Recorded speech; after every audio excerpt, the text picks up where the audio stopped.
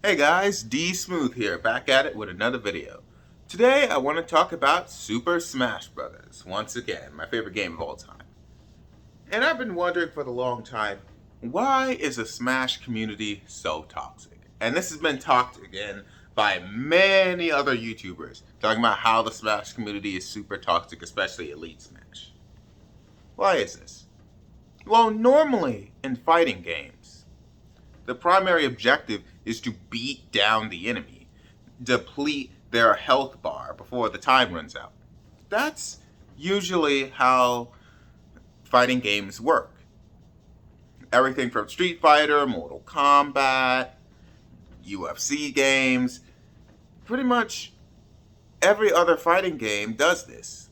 But Smash Brothers doesn't work like that. In Smash Brothers, the objective is to keep the enemy off stage and knock them off stage.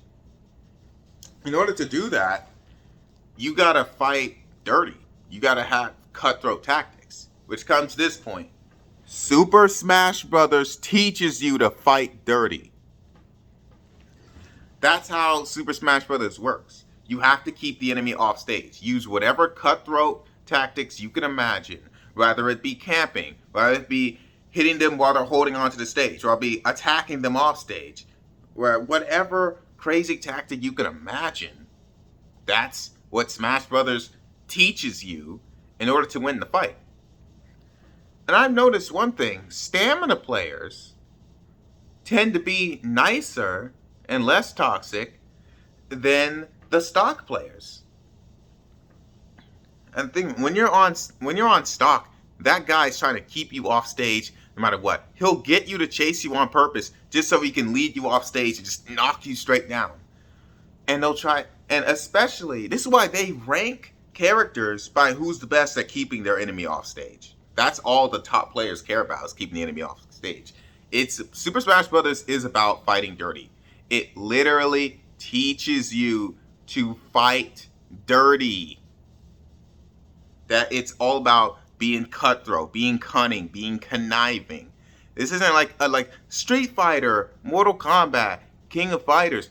All these other games, they focus on just beating down the enemy like a normal game. But Super Smash Bros. Doesn't do this. What makes Smash appealing is the level of freedom to move around.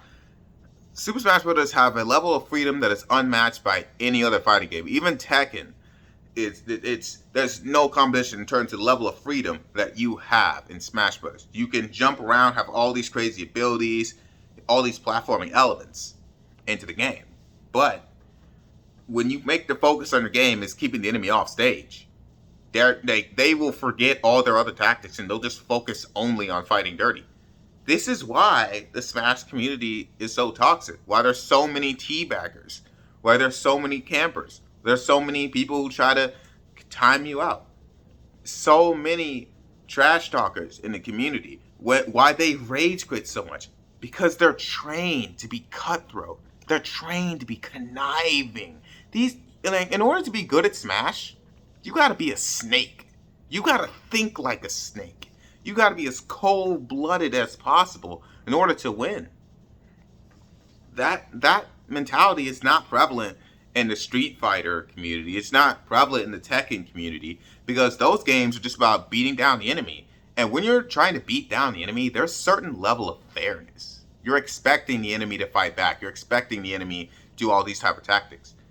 In Smash Brothers, you say, screw everything else, get off my stage. It's like in certain martial arts tournaments, you can technically win if you keep the enemy off stage. And you just do that for a while and the time runs out or something. Smash Brothers is the same. You just keep the enemy off stage. It's designed for you to cheat.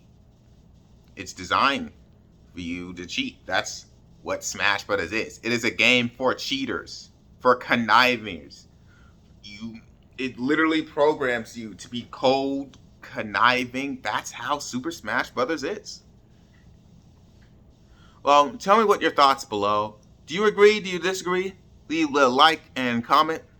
Like, subscribe. See you guys later.